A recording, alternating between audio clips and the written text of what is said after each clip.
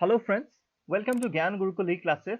So today we shall learn about the concept of optimal optimal expansion path in the long run. Okay, optimal expansion path in the long run, right?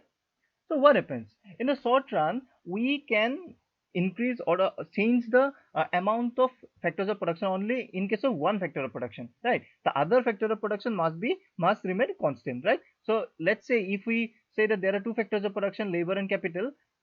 Capital must remain constant, we can only increase labor, okay, or alternately we can say labor must remain constant or we can increase only capital.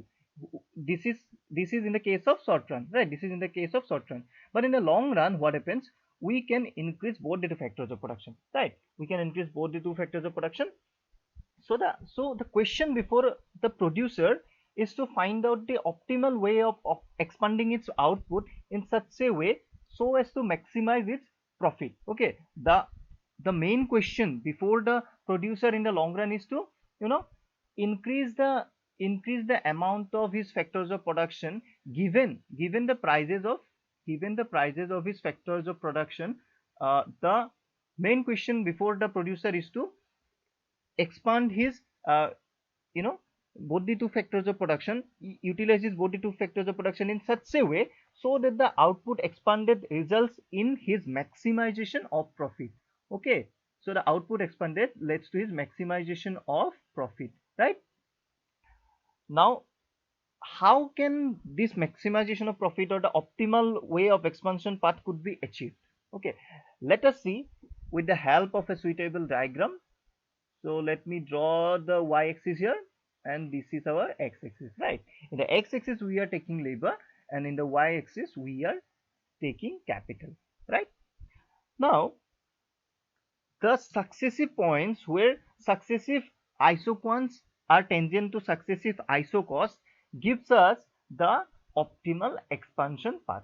Okay, let me tell you again, the points where the successive isoquants are tangent to successive isocos lines gives us the optimal expansion path of the producer, right?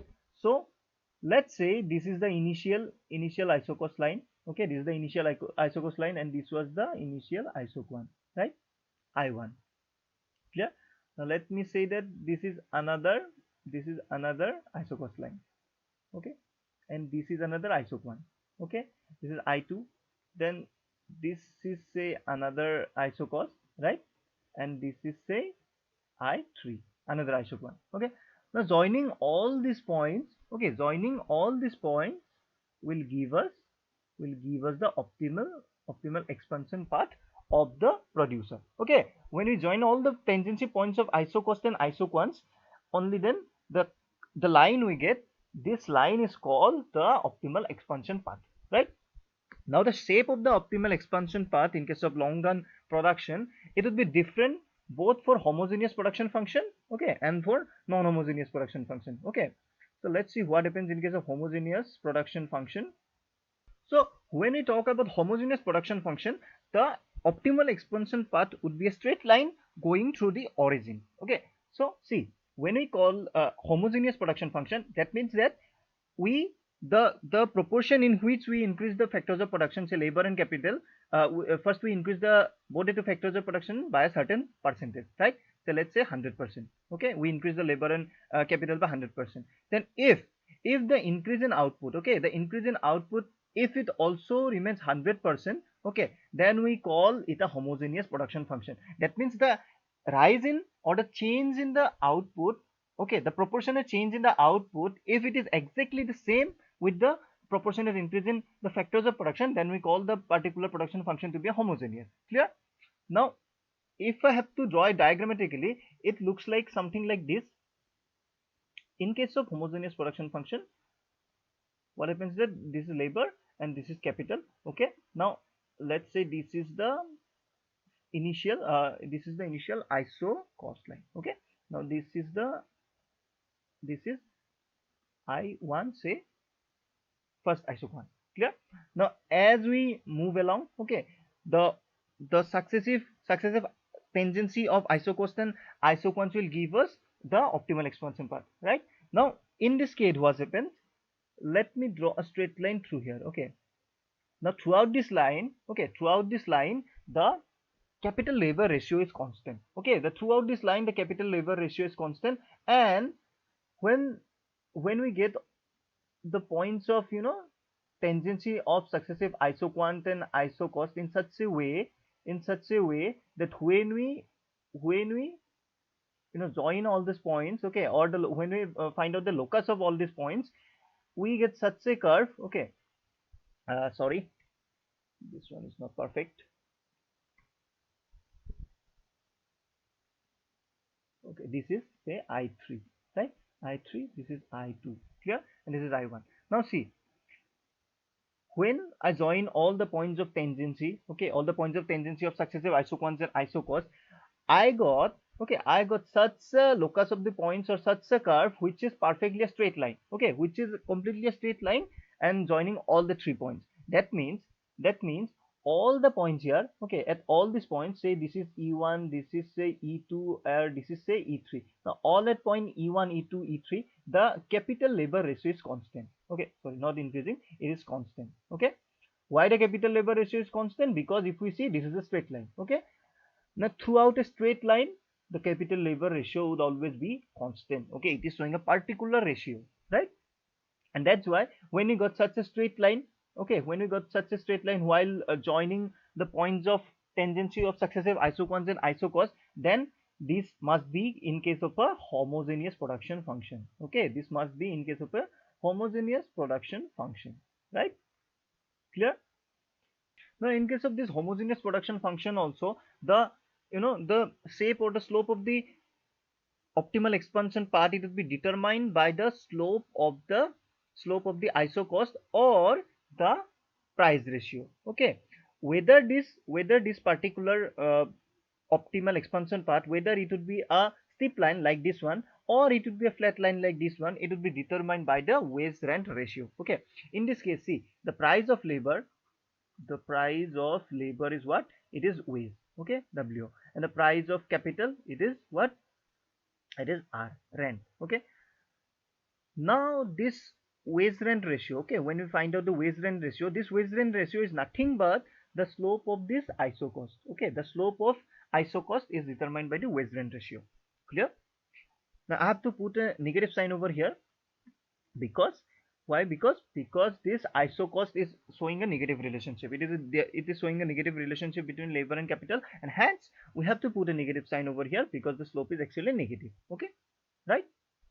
Now depending on the slope, okay, whether the slope is more, or depending on whether it is less, or that is the wage rent ratio is high or less, on the basis we will get the slope of the optimal expansion part as well. Okay, let me draw it over here. See, this one is our y-axis and this one is our x-axis. In x-axis we are taking labor, in the y-axis we are taking capital. Clear? Now let's say this is the isocost line. Let's denote it as AB, right? AB. Now this is our the I1, okay, or the first isoquant, right? And now this one over here, this is the, sorry, uh, this is another isocost, right? Let me denote it as A dash B dash. Okay, A dash B dash our second isocost. And now we need a what? We need a isoquant. Okay, isoquant. So this is say our second isoquant, right? Or I2. Yeah. Now let's say when the wage rate ratio, okay, when the wage rate ratio, uh, here I am not taking the negative sign over, I am just taking the absolute value. Okay, I am only taking the module or the modulus value. So now here, the when the wage rate ratio increases, that means the increase in wage rate is greater than the increase in rent. Okay, when the wage increases at a higher rate than rent, in that case what we get the high WR ratio. Clear? So high WR ratio means that the slope of the isocost is also high. Okay, because the slope of the isocost is nothing but the WR ratio, right? That means we are getting steeper and steeper isocost.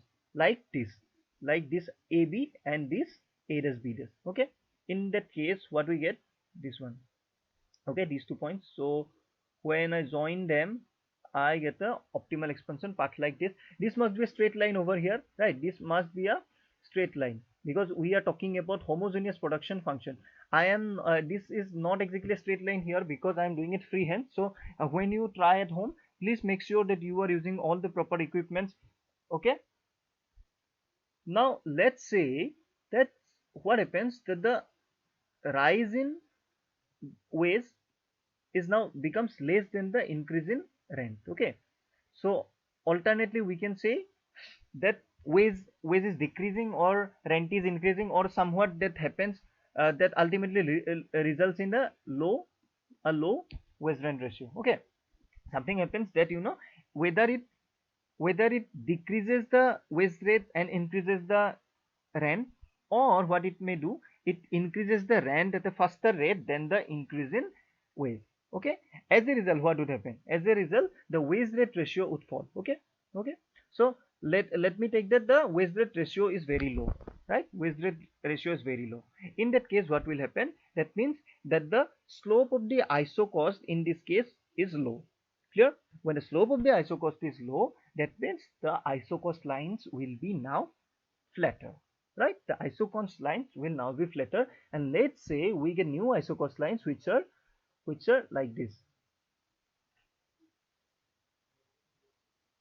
Suppose, sorry, this is not a perfect one. uh, let's say we are getting some flatter isocost. Okay, okay, this one.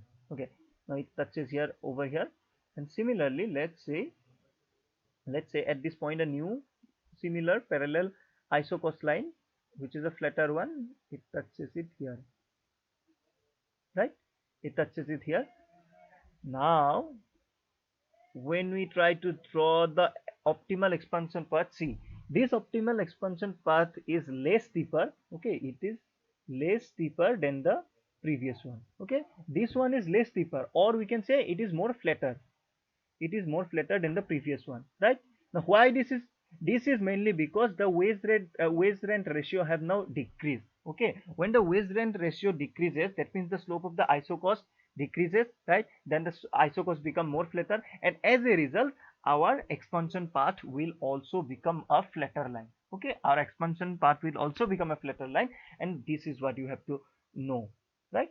And intuitively if you also see, the fall in wage rate ratio means that the wage has now decreased. Okay, wage has now decreased, or it is increased at a very slow rate. That means it is very profitable for employers to employ more labor. Okay, when the wages decreases, it becomes more profitable. Okay, it becomes more profitable for employers to employ more labor, right?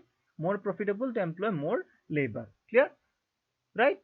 So now at a lower wage rate, they can employ more labor, right? Previously, see, if I say AB, okay, AB, at AB, how many amount of labor were employed? This much. Now, when the wage becomes less, okay, when wage falls, that as a result, when the wage rate ratio falls, right, wages also fall.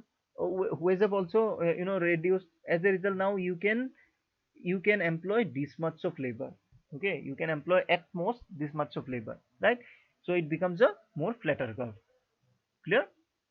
So this is what you have to know about the optimal expansion part in case of homogeneous production function, right? In case of homogeneous production function, you have to remember two things. What is the first thing? The first thing is that the optimal expansion path, this would be a straight line.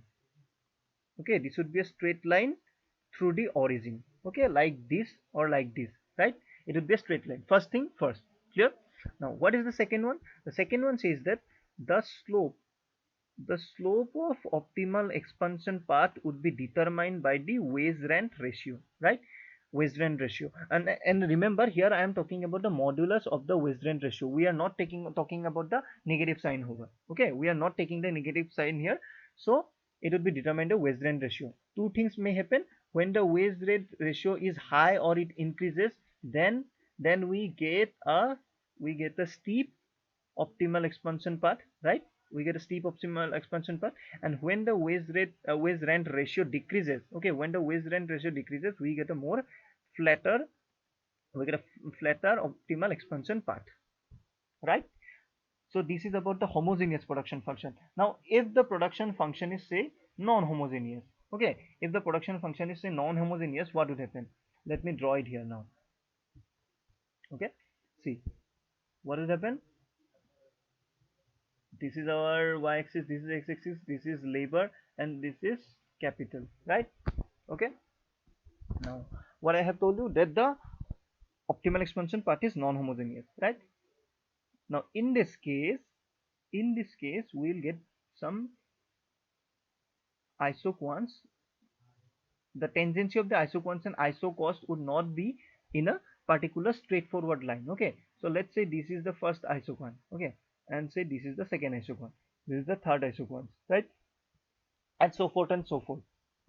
Now when I join here, okay, this is the first tangency point, then I have to go here, this is the second tangency point, then I further have to go to here, this is the third tangency point, and then so on and so forth. I can draw like a curve, like it could take any shape, okay, it could take any shape depending on the productivity, right?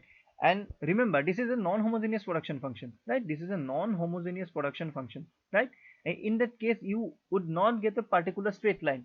This was the homogeneous production function, so the optimal expansion path was a straight line through the origin, right? But here the optimal expansion path is not a straight line, okay, it would take a different shape, okay, rather than a straight line shape, it would take any other shape, it could take any other shape, because it is a non-homogeneous production function, right? Clear? So this is what you have to learn about the long run optimal expansion path.